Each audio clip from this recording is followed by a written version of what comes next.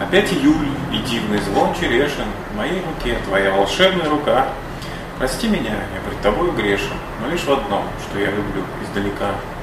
Как ты волнующая в своем зеленом платье, что я сдержать не в силах ярких слез, тебя, как яблоню, я принял бы в объятия, далекий сад таинственно унес.